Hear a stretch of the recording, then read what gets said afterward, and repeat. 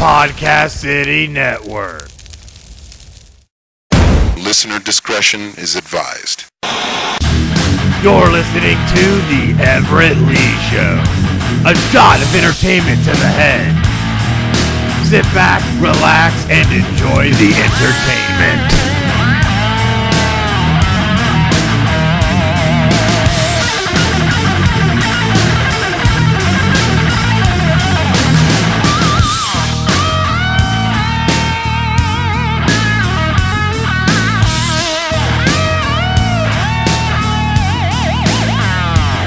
Welcome, everyone, to the Everett Lee Show podcast. I am the Everett Lee.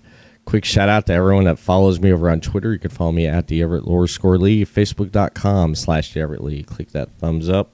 And of course, Podcast City Network, the official host of the Everett Lee Show podcast. Well, I have a giant podcast tonight, ladies and gentlemen. I have a giant podcast. And with a giant guest, right now on the line, I have none other than the American Giant. Wrestler, the American Giant, is on the line right now. How you doing there? Good, my brother. How are you? Pretty good. Pretty good. Trying to stay warm. The temperatures just dropped down here in Daytona, which is pretty crazy, but it feels great. No humidity. Well, I understand that. It's even colder up here than it is down there. I'll tell you that, man. Oh, yeah. Yeah, whereabouts you at? Well, right now I'm in Jackson, Kentucky area. Oh, okay. Okay. Yeah, I bet it's pretty cold up there, man. I bet it is because it can get cold up there, can't it? Yes, it can. Yeah, I had last week. I had JJ McGuire on, and he happened to mention that it was like down in about the 30s. So it's about that time of the year. That's about right, my brother. It's either 25 to 30 or negative 30 to negative 6. You never know. Damn, damn. I wouldn't know what to do with myself in that type of weather. I haven't lived in that type of weather for years when I lived in Ohio. So I know when it gets cold, it gets cold. So that's a fact, man. You ain't kidding there. Yeah. Yeah, definitely was. You were down here in Florida just a few weeks ago, weren't you? Yes, sir. I was. Yeah. I had a match up over in the Orlando area, and basically I just did a battle royal. That's about it. Mm-hmm. And taking smaller guys out who think they could beat a giant, but a lot of them got their lessons learned. A lot of them got taught you don't mess with a giant like that. You just go out there and do the best you can. And sure enough, I had to teach a few of them some lessons here and there. Nice. Battle Royal, man. They can't put a big man down like yourself. If you don't mind me asking, how tall are you? I'm 7'3". Wow, 7'3". Wow, you are a giant. Yes, sir. Anytime I walk into an arena, whatever the case is, security will look up to me and goes, "Oh my God!" He goes, "Are you Andre the Giant's son?" I said, "No, I'm John Studd's son." Just kidding, by the way. But no, I like to riddle a little bit. I said, the next time you make fun of Andre or John Studd, I tell you one thing, you're going to get chopped across the chest and then a headbutt and a leg drop. But yeah, it was pretty fun. I like to rid the security. Oh yeah. Yeah, that's cool, man. I like that. I definitely like that. Now, whereabouts did you grow up at? Where did Buck Bresner grow up at? The American Giant. I grew up in Syracuse, New York. My birthday is August 15th. I was born in '69, and I've been, that's my hometown area, man. A lot of people know me. I'm very well known since I was a kid. Nice. When did you start? When did you start getting into watching wrestling? At what age? I started watching it when I was 13. My father and I were watching on a Saturday afternoon when Jimmy Superfly Snuka at the time was wrestling the legend Ray the Crippler Stevens. And I don't know if you remember that one time where Ray Stevens piled Jimmy Snuka twice on the concrete floor, and Captain Lou Albano got to stick his nose in it. Yes. And I don't know if you remember that. Well, I sure do. I remember it as it was yesterday. I hated Albano back then. But, man, I got so excited about it. I shot my popcorn at the TV. I said, that damn idiot. But, yeah, so I started watching. I was 13. And basically I grew up. When I got into the high school, I tried out for the junior varsity basketball team, and I was cut from the basketball team on the third cut. And the next day, the wrestling coach came up to me. He goes, Buck, I want to talk to you for a minute. He says, I heard you want to get into professional wrestling when you leave high school. I'm like, how did you know that? He goes, I can help you with that. I said, yeah, right. Because I know one guy who I went to Ithaca College with who works for the World Wrestling Federation back then. Of course, it's World Wrestling Entertainment now. Right. He says, you don't want to know who it is? My good friend of mine, he goes, I know him personally. It's Gorilla Monsoon. I'm like, really? No way. Yeah, that's true. I went down to the War Memorial one night, 2 days later, when Hulk Hogan defended the title at the time against Killer Khan. I went up to Monsoon, and I told him that, the wrestling coach, Ron Rock, says hello. He goes, well, you tell Ron I said hello. And he's a good friend of mine, and thank you for the message. So the next day I got back to school. My coach looks at me. He goes, told you. Evidently, he got a call from Monsoon or somebody saying I saw him. Nothing gets past by the wrestling coach. So I started wrestling back in high school back in 87 until I graduated in 88. Okay. Yeah, you were talking about Jimmy Snuka taking a pile driver. I actually remember that because my dad and my brother, I would watch wrestling with them. I was about 5 years old, 6 years old, and going far back, it was a memory of Jimmy Snuka. I remember when Jimmy Snuka was on Piper's Pit, and Piper took that coconut and smacked Jimmy up beside the head with it.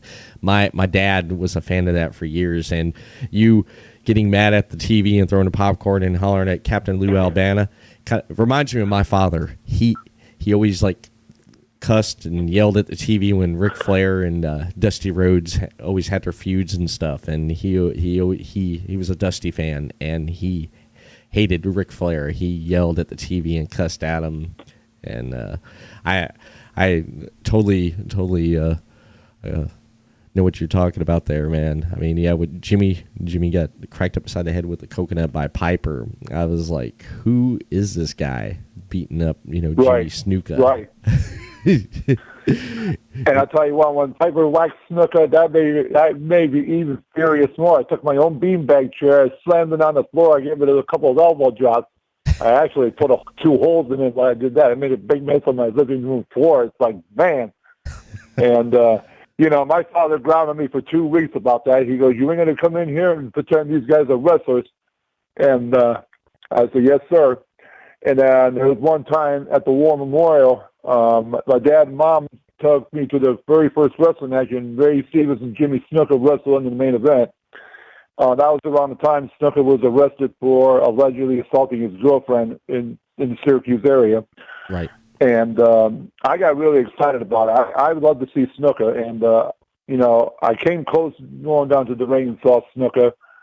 And my dad's like, you better sit your butt down, mister, before I come over and hold you down. I'm like, yes, sir. And 2 seconds later, I'm on my chair down to the ring. Wow. I ran down to the ring. And, Snuka touched my hand, and I was like, wow.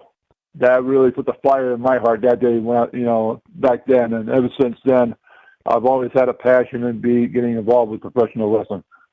And I'm glad I am today. I like that. I like that. That is awesome. Getting to see Jimmy and getting to get that close to him, and getting trained by Gorilla Monsoon. Gorilla Monsoon. A lot of people know of Gorilla doing commentary back in the WWF days with Bobby the Brain Heenan. Great commentary team. One of my favorite all-time commentary teams. No, hands down. That was my favorite one right there. But a lot of people don't realize that Gorilla, before he did commentary, he was a wrestler. What was that like training with the Gorilla? I actually did not train with Gorilla. I actually was referred to the destroyer Dick Beyer back in Buffalo. Mike Rotundo, otherwise known as IRS, referred me to Dick Beyer. And Dick Beyer just retired from the business. Mm-hmm. And he told me one night, he says, I can refer you to a gentleman in Florida. Right. And he said, they call him the great Professor Boris Malenko. I'm like, Boris Malenko? I never even heard of this guy, you know? And he goes, oh, yeah, he worked with Gordon Soley. Gordon Soley used to do championship wrestling from Florida and all that. I said, I knew who Gordon Soley is. I just never knew who Malenko was. Mm-hmm. So he says, I'm going to refer him to you, and you'll get a phone call. And exactly 2 days later, Malenko calls me and tells me, if you get down here, I want to get you trained hard enough in time. You can go over to Japan with the Big Boss Man, Mr. Perfect, and the Nasty Boys. Nice. And it didn't work out at that point because I couldn't get my passport in time. But yes, I started being trained by Malenko back in September of '93. And, I trained for about almost a year and a half, had my first match, and all of a sudden it started kicking off. Nice. What was that training like, working under Boris Malenko? What did he put you through as a trainer? He put me through a lot of cardiac stuff, first of all, because he said no matter what, first comes cardiac. Mm-hmm. If you don't have your breathing in order, so to speak, you're going to get winded. He's exercise cardiac, riding the bike, jogging around first, comes first. Then you're going into the ring and start doing the rolls and the flips and all that. And Malenko was a very, very, very honorable man. I felt like he was my father, and I call him the dad of professional wrestling. I posted that many times on Facebook. As you know, he trained many of the greats. Right. Like the Cooker, Bob Cook, a good friend of mine. Nasty Ned Brady, Johnny B. Bad, Kato from the Orient Express, Demolition Axe, and so forth.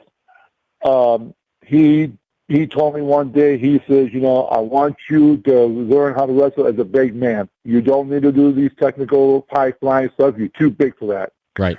And one time he ran a promotion at the Sportatorium, and I got up on the top turnbuckle and dropped the elbow on the top of the guy's forearm, and he cussed me out a little bit. He says, if I ever catch you going on the top rope like that again, I'm going to fire you right on the spot.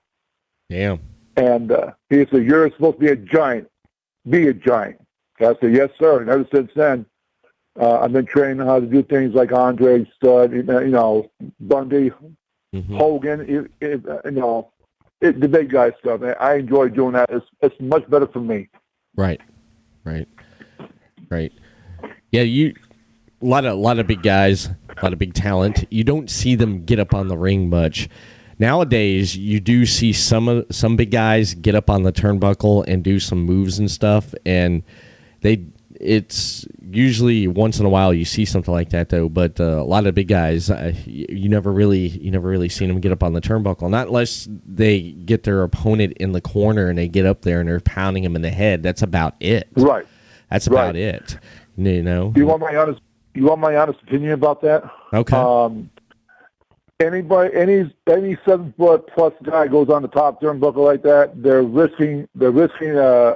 easily risking an injury. You never know. I mean, you can easily snap a leg, kneecap, whatever the case is, it's much easier happening to him or whatever versus a smaller guy because they can't move fast enough. Right. But other than that, I'm very thankful I don't do that now. I try different ways to get them. Yeah. Then defeat them. So it's big. Yeah, there's different ways to do it besides getting up on the turnbuckle and actually, doing some high spot, high flying moves. And there's different ways to get your opponent. There definitely is. Right. Now, talking about the promotions, what other promotions did you work for when you first started getting out there? Where did you go? I worked with the National Wrestling Alliance on the independent level in the state of Florida, to Georgia, to the Carolinas at the time. Also, you have the Southeast Championship Wrestling. That's another promotion they folded a long time back. And I went to WCW World Championship Wrestling back in '96. Where I was asked to tag up with Pistol Pez Wally to meet Hall and Nash, the Outsiders. Hall, the former Razor Ramon and Nash, the former Diesel. Yes. And we had about a 10-minute match or something like that. Yes, I may have gotten pinned by Kevin Nash, but it's the experience that is more important to me. Than when there was for the WCW tag team titles, and when I stepped over the top rope when Ted and I went in, Ted DiBiase looked at me and he goes, "Oh my God, who's this thinking this guy is?" And I was like, "I'm just here to wrestle, man. I mean, I just here to tag with Tez, and that's that." Yeah. But X-Pac 6 got involved with the match, slapped me up a little bit, and Kevin shot me off, gave me the big boot, and down for the side slam for the 1, 2, 3, and we lost the match, but it's at least I got the experience in working with those guys. I tell you what, man, they were a little bit more competitor than the indie level, right? But I'm very, very thankful that I got the opportunity to wrestle them guys. Yeah. But it was a great experience. Arn Anderson and Eric Bischoff came up to me afterwards. They asked me how it went. I said, the match went fine. They said, you did fine, sir. I said, thank you. Shook my hand. That was it. Nice. You stepped in the ring with Hulk Hogan, right? One time, yes. One time. Yeah. What was that he like? He beat me real quick. Oh. Outside interference, NWO type thing, and I got whacked with the chair in the back of the back, and Hogan dropped a leg drop on me, 1, 2, 3. But that was a real quick match. Okay. That's like a minute and a half, 2 minutes at the most. Okay. And with Hogan, Hogan's he was a great wrestler. I highly respect Hogan. He's a tough competitor, right. But I respect all of the guys from WCW, if that makes any sense also. I mean, everybody's talent is different, and I fully respect them for that. Nice. Now, did you ever at one point in your career wanted to head up north there to WWE, WWF territory? No, I didn't. One time, I'll tell you a little quick story on that one. Okay. One time, I was sitting in the back in the dressing room area with the guys come in, and Vince McMahon and Pat Patterson came up, drove back, and came out. And Vince, I went up to Vince, and I says, how are you? If you need another wrestler to wrestle tonight, whatever to fill in the spot, I have my gear. He shoved my hand away from me, and he was kind of a little bit mean to me about it. He says, "Get away from me. We don't deal with people like you." Well, about 3 minutes after that, Chief Jay Strongbow and George Steele came up to me and says, "We heard that you went to Vince. Is that true?" I said, "Yeah." And I said, "I didn't mean no harm about it." He goes, "Don't go to Vince. You come to us." And we're the bookers of the thing, and you didn't know that. Take that as a learning experience. And believe me, that was a hard experience I had to ever dealt with on that level. Wow. And Jay's very pleasant to me about it. He says, if you want to work or anything like that, ask me or George the Animal Steel, and we'll see what we can do about it. Right now, we got the roster full. He goes, we appreciate you coming out, and we heard that you're being trained by Malenko. I said, yeah, that's true. But Jay says the first thing, never go to Vince. Never. And I never did after that. I've heard stories about that. I heard stuff in the people talking about in the back. If you're back there and you don't go to Vince, Vince comes to you. If you catch his attention or whatever, how the scenario is or what happens, and Vince comes to you. That's how you meet Vince. And wow, I mean that I'd have to say that'd be a learning experience right there. I mean, him shoving your hand away and saying we don't. Well, I've heard some things about Vince. I mean, I respect Vince McMahon. Uh-huh. He's a very, very smart businessman. There's a lot of things involved with him. I'm sure there is. Yeah. You just can't go in there and say, hey, put me in the ring with somebody like The Undertaker or somebody like that.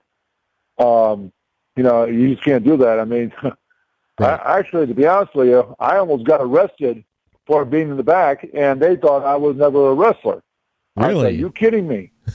And he said, no.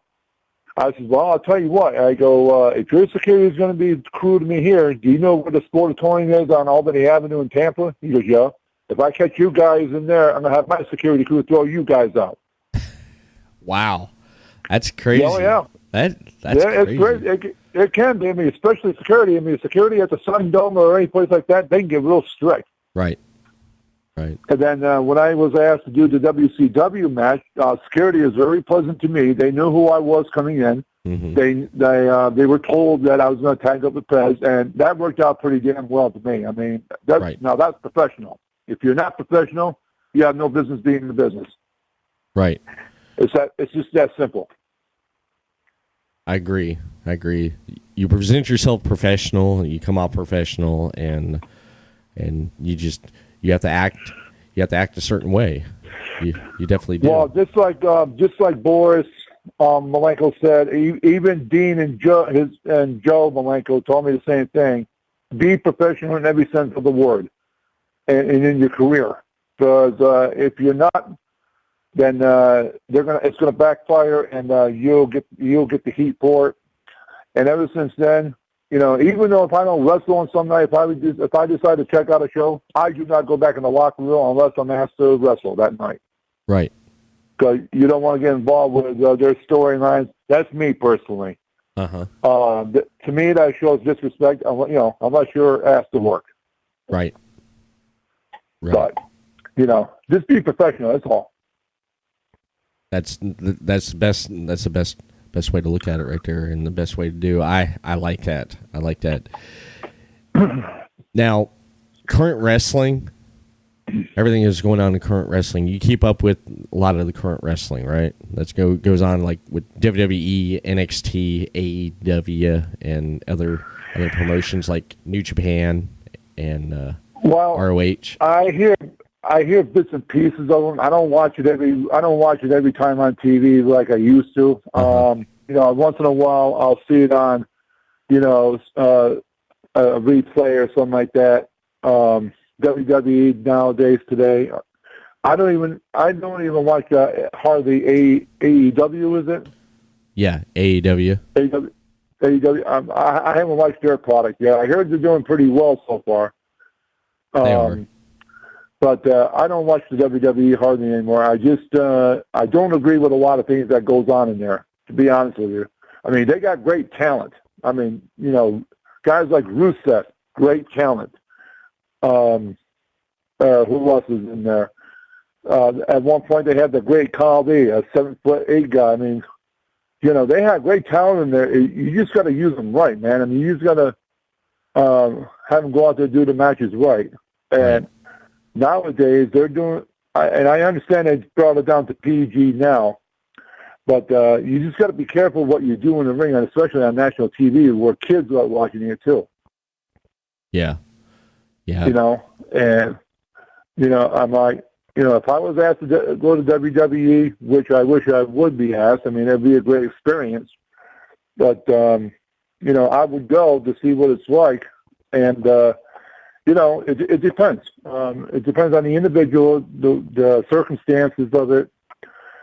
But AEW and all those organizations, I never watched AEW yet, but New Japan, I hear, is doing very well. They are. As a matter of fact, I was over in Japan a long time ago, and you got little people looking up to a giant, and I'm very well known over there, man. That's true. You think Andre was popular? They're right. They're attracted to the big guys, right? As far as wrestling is concerned. Mm-hmm. But I respect every professional wrestler, each and every one of them. You know, they go out there with different talents, different moves, or how they present themselves. You know, I'll put it to you this way, brother. No wrestler is greater than another. And there is basically no superstar in professional wrestling. We're here to, you know, just entertain and do our jobs, so to speak. Right. Speaking of Japan, right there, they still believe in kayfabe. Japan does, and yes, I like that. Yes. I like that. Yes. How they still believe in it, because you get good guys, bad guys. They don't mix. They have their own separate locker rooms, and they keep it kayfabe. And what a couple years ago, what Chris Jericho did with Kenny Omega over there in New Japan, that was great. That definitely was great. Sure. And the interviews with Jericho did with the press there, he was great. He was great as being the villain, and in that angle right there with Omega, and it led to a great match. It was built. The story was great, and when Omega coming in during the press conference with Jericho and just going after him, and then Jericho just being rude and arrogant and obnoxious to the press. It was great. It was great. It had me sold. I wanted to see it. It had everything I wanted for a wrestling match, and I enjoyed it. Not only Japan, the NWA where Jim Cornette's running now. I think it's up in Georgia. You know how they used to have it with the NWA with Gordon Stoley? Yeah. That's that stage, the stage matches. They used to be on 605 on WTBS back in the day. Yes. Jim Cornette's group is doing very well. I very, very like how that company is being run. It's the same thing, really, like Japan's doing. Right. They put on great matches, and they bust their butts. I know that for a fact, and you can tell. You know. Mm-hmm. Yeah, you can definitely tell. You definitely can. I'm sorry. You can definitely tell. I agree with you right there. Yeah, they definitely do. Billy Corgan, he's revived NWA, and with the NWA Power. Have you heard about that? That's on YouTube there, the NWA Power. I've heard a little bit about it. I don't know that much about it. They basically, I haven't really got caught up with it yet, because getting and watching so much stuff, that they basically have went back to making it into like the old NWA like studio show, and they have watches, and I think that's great. I think that's great right there. I usually catch myself watching Mid-South Wrestling on the WWE Network. I go back and watch that because I loved how that felt and everything, and the matches were just fantastic. Right. I just love that. But yeah, with the current wrestling that's going on right now, I agree with a lot with what you're saying there with what's going on with WWE and stuff. And then if you ever get a chance, AEW has a show too on YouTube. If you surf YouTube there, it's called AEW Dark. And what they did was they taped their dark matches and just put them up in different episodes, so you can check out dark matches before AEW Dynamite on Wednesdays. But they end up putting that up on there too. And can you believe? I want to throw this out here. How much nowadays that you could get a hold of wrestling, like at your fingertips. You can look and find anything, just almost about anything, compared to back then, to where you had to get VHS tapes. Did you remember that right there? Oh yes, absolutely, absolutely, man. That reminds me of the days where who was it? Superstar Billy Graham ripped up the WWF title on national TV while Bob Backlund's wrestled Sleeve Hansen. Uh-huh. And McMahon will go up there and say, "What do you think you're doing?" He goes, "That's not a championship belt. That's a championship belt for bums," or something like that. And short time after that, Graham and Backlund had a match in the Texas Death Match where Hansen was the referee. I go back on YouTube, watch the older stuff. That right there brings back a lot of memories. It does. Mm-hmm. And especially the tag team titles, Chief J and Jules, the Strong Bull Brothers against Fuji Saito, the Wild Samoans. You get a whole host of legends, the Magnificent Morocco, especially with the ladies, Wendy Richter, Leilani Kai, which Leilani Kai is a very good friend of mine, by the way. The Fabulous Moolah. And those guys were, as ladies, I should say, wrestled their butts off. Right. And they did. Versus today, I see a lot of talking, but not enough action, so to speak. Right. The following support and sponsor Podcast City Network. City Limits Tap Room, sports bar in DeLand, Florida, has brew on tap, serve food, the grilled cheese is excellent. For upcoming events, check out City Limits Tap Room on Facebook.com/City Limits Tap Room. Morph Tee, a comfortable and lightweight 100% polyester t-shirt with illustrated morph characters that, when worn, will make the illustrations seem to come to life. For more of Tony Rodriguez's work, you can see his full line of apparel at teespring.com. Sports Sanity Customs have worked with organizations from custom embroidering polo shirts to jerseys for your kids' baseball team. They do it all. Armed with state-of-the-art equipment and an in-house design team, they are equipped to take on your next project. Visit their website to learn more, sportsanitycustoms.com. Visit Sports Sanity Customs on Facebook.com/SportsSanityCustoms. 3Count Design offers a wide range of graphic design products, video, photography and other forms of media. Everything from t-shirt designs to websites. Visit Facebook.com/3CountDesign for more. Demo Blast Studios, an explosion of imagination. Original artwork, podcasts, video, apparel and more. Visit DemoBlastStudios.com. Visit Demoblast Studios on Facebook.com/Demoblast Studios, the best family entertainment pro wrestling show in the state of Kentucky. Kentucky's Own Wrestling brings quality family vintage wrestling to a town near you. Kentucky's Own Wrestling offers a ladies division in wrestling and a training school. Kentucky's Own Wrestling is the current longest running Southern promotion. Visit Facebook.com/Somerset Kentucky's Own Wrestling. All supporters and sponsors are brought to you by Podcast City Network. Gentlemen, let's broaden our minds. For more of The Everett Lee Show on social media, follow and like The Everett Lee Show on Facebook, The Everett Lee Show, Twitter, @TheEverett_Lee, Instagram, Everett Lee Show. Audio versions of this podcast and previously released podcast can be found on everettleeshow.podbean.com. Stitcher Radio, The Everett Lee Show, give a rating and comment. Apple Podcast, The Everett Lee Show, give a rating and comment.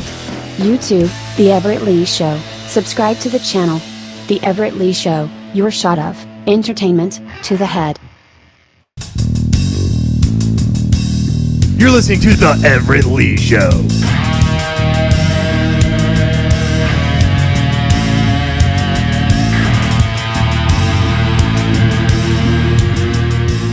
We're talking about classic matches and great wrestling. Favorite match? What would have to be your favorite match? Favorite match? Well, there's a lot of them. Can I throw a couple of them out? No. You got me on that one. Number one would be Andre the Giant versus Hulk Hogan. WrestleMania 3. But WrestleMania 3, plus there's one back in 1978 where Hogan literally slammed Andre on national TV. Yes. That really, really caught my attention right there.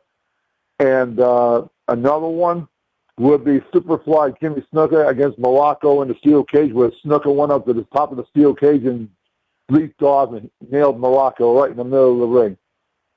Yes. And, I think Morocco already went out the door, but Snuka grabbed Morocco, dragged it back in. I think that's what happened, if I remember right. But, those are classic matches, man. I mean, especially you got the Ric Flairs, Dusty Rhodes, the Nasty Boys.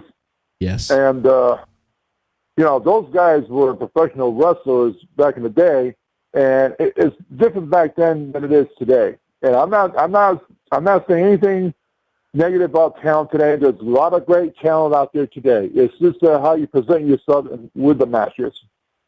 Right. It's a different psychology. If you don't have psychology, then something's wrong. Right.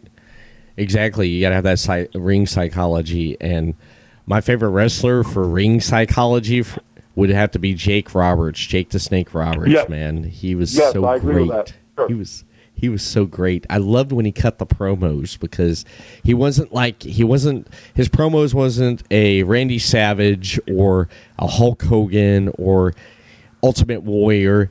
He talked real low, and the camera zoomed in on him, and he just talked so low, and he made his point. I loved it. Right. I loved it. And you mentioned Ric Flair. I'd have to say my favorite.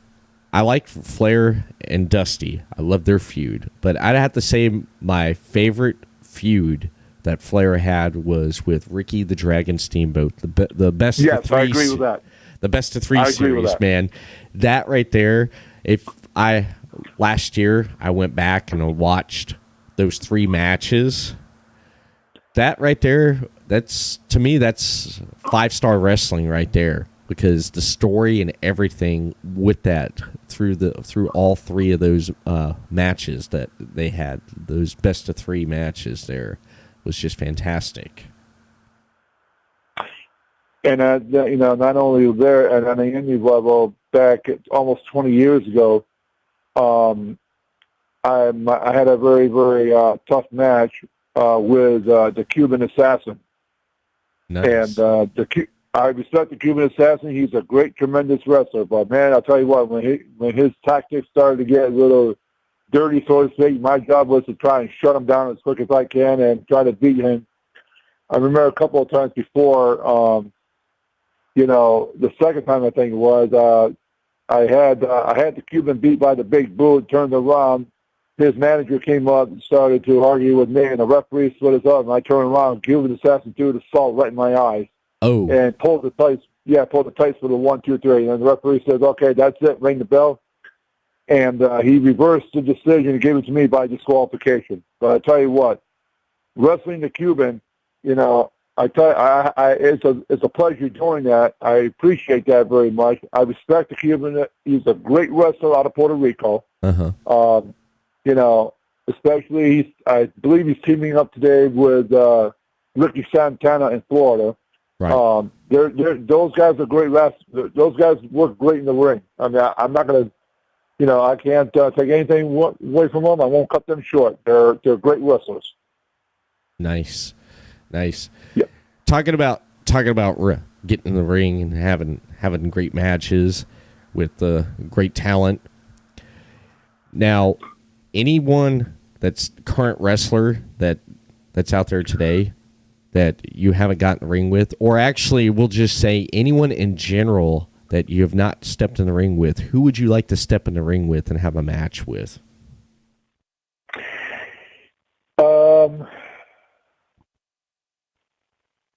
Well, that's a good question. I wouldn't mind stepping in the ring with on the independent level. I would say Hogan again, but Hogan can't wrestle anymore. I understand he's got injuries. Right. He's basically done. Uh-huh. Okay, I'll drop a name on you. Okay. X-Pac. I will want to step in the ring with X-Pac. Oh, nice. X-Pac, Sean Waltman. Sean Waltman. I would like to get in there and slap him up for what he did to me 20 years ago on WCW. If anybody wants to book me versus X-Pac, hey, I'll take the match. Okay. Yeah, anytime. And on the WWE circuit, maybe I don't know. There's a lot of good talent out there. There is. Boy, that's going to be a tough one there because I don't know who they got on the roster hardly because I don't even hardly know the guys in WWE. Right. But right. I don't know. That I have to think about. Okay. What we'll do is when I have you back on again, I'll ask that question again, and we'll see what you say, man. We'll see what you say. Okay. We'll leave that one hanging right there for the listeners when you come back on again on a future date and different time and stuff, and we'll leave that one hanging right there, and I'll ask that one again and see what you say. That is a hard one there because, like, again, so much talent that's out there, especially in the indie circuit and even on television. There's so much talent out there that so many choices. But speaking of promotions, last week I had the true master of wrestling ring music, Hurricane JJ McGuire. He came on to celebrate my milestone on my 150th episode. I asked JJ some questions, and one of the questions I asked him was, I heard that yourself, the American Giant, and JJ McGuire have something that's going to be going on, and I pressed him and I couldn't get nothing out of him, and I want to ask you the same question I asked him. What do you and Mr. McGuire have going on? We have a big thing going on, but right now we cannot further discuss details of it. It's pretty much top secret at this time. But I can tell you this much, brother: it's a real big deal coming, and that's all I can say right now. But it is a big, it's big. And when the time is right, we will release it. But I am working with JJ. Yes, that is true. Again, I cannot talk about details at this time. Okay. I'll leave it as that. I'll leave it as that then. Both you guys got something going on. So okay, all right. I'll leave it at that right there. And speaking of events and stuff going on, what upcoming events do you have going on? Well, at the beginning of December, I got 3 dates booked. One of them is going to be in Nicholasville, Kentucky, with WCCW. I just got signed for a match on there on the 1st, and also December 13th, I'll be in Rocky Top, Tennessee, for championship wrestling to help kids with their Christmas gifts, raising money for Christmas gifts, so to speak. And then on the 14th, I make my debut with KZW, Kentucky Wrestling Zone in Williamsburg, Kentucky, and looking forward to that. Nice. That's awesome, man. You got a lot going on there coming up, and going into 2020. What do you have? What do you have on the horizon for 2020 for yourself? Well, to continue doing the independent levels, and my goal, if I can go to WWE, just if it's a couple of times wrestling up there, that'd be great. I'd like to go up and be involved with competition. there's a lot of guys on the independent level who don't want to wrestle the American Giant because they don't know how to wrestle a giant, and I intimidate them, so to speak. And I keep on pressing. I'd like to have an opponent just to have a good, tough wrestling match. I don't care if it's WWE. I don't care if it's AEW. People can say I'm delusional. I'm not delusional. I mean, this is how you get experience each and every day. And on top of that, just because I've been in the business for 30 years, there's always something new to learn in professional wrestling. Always. I don't care who you are, where have you been, what you've done. There's always something new. And I would like to definitely go to WWE a couple of times. Maybe look at if they go to Syracuse, New York again. I want to wrestle in Syracuse, and just being from hometown at the War Memorial. All they have to do is give me a contact, and I'm ready to go, man. I mean, I'll take the time to go up there and whichever. But in 2020, brother, again, I'd like to see some real competition with upper-class athletes. I mean, I may lose some, may win some, but the thing about it is go out there and do your shot. Do your best at it. That's all you can do. That's do. That's exactly right. I love it. I love it. You're on social media. Where can people find you on social media at? There's two different websites. One is my personal page. It's the Buck Bresner, the American Giant page. And it's got a picture with me on there. Not the one with Hulk Hogan, because I have an incident with my account. That's my old account. It's the other one. I forgot what picture I have on there. And I have the American Giant fan page also that's on there as well. You can find me on Facebook, and I think I'm still on Twitter if I'm not mistaken. And I will say this: if there's any promoters out there who would like to book myself, the American Giant, all 7'3", size 23 shoe, all 300 pounds of, private message me. I mean, I'll be more. I'll be more than happy to come and work for you. Absolutely. I mean, I love to come and wrestle throughout the United States. I've been in Baltimore, Maryland. I've been whatever, the Virginia, Carolinas, and so forth.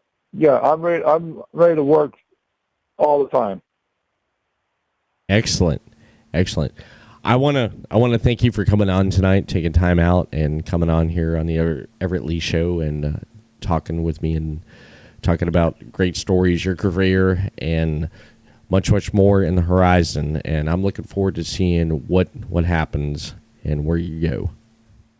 Well, Brian, thank you very much for having me. And I just want to tell the fans, thank you for your love and support for standing behind the American Giant. And, let's continue supporting one another. Just support your favorite superstars in the game. And, just be safe. And whatever you do, just keep on sharing, brother. And that's all we can do. Nice. Excellent. And before I close this podcast, I want to make an announcement that coming up tomorrow night, Wednesday night on November 20th, which is tomorrow at 7 p.m. Eastern, 4 p.m. Pacific, I will have none other than the original Glow wrestler, Sunny the California Girl, Patricia Summerlin. She will be on the podcast. And it will be right here on Facebook. If you're looking at right there, not on Twitch, it's going to be on Facebook. So I just wanted to clear that up right there. And on Thursday, you got Slammin' Thursday, Everett Lee Show, Slammin' Thursday edition. All talk, all wrestling with myself and my co-host, the Chris Rose. We'll be talking about what goes on and happened this week with Wednesday night, NXT, AEW, Monday Night Raw, and much, much more wrestling discussion on Thursday night at 9 p.m. Eastern, 6 p.m. Pacific, right here on this Facebook page. And I want to give a quick shout-out to Podcast City Network, your top source for independent podcasting. Head over to podcastcity.net for the Everett Lee Show, Deathmatch Wrestle Podcast, Final Score, Wrestle Popcast, Super Radio Brothers and Imaginarium with Scott and Todd, and much, much more. You can follow them on Facebook, Podcast City Network, and send them a tweet on Twitter at Podcast City Net. Follow them and subscribe to their YouTube channel, Podcast City Network, and on Twitch. More Everett Lee right here on this Facebook page, The Everett Lee Show. Click that like button. Send me a tweet over on Twitter at the Everett_Lee. Instagram, Everett Lee Show, and my YouTube channel for audio podcast on YouTube, The Everett Lee Show. You got Stitcher on your smartphone and tablet. Download that app. Listen to Everett Lee Show on the go. Give a rating of 5 stars and write a review. Let everyone know what you think about the podcast. And on iTunes, same thing. Give a 5-star rating and a review. You can take that on the go as well. And go over to Podbeam. You can download that app for your phone and head over to everettleeshow.podbeam.com for audio portions of this podcast. And that is it, ladies and gentlemen. We'll see you tomorrow night right here on The Everett Lee Show. Have a good night and peace.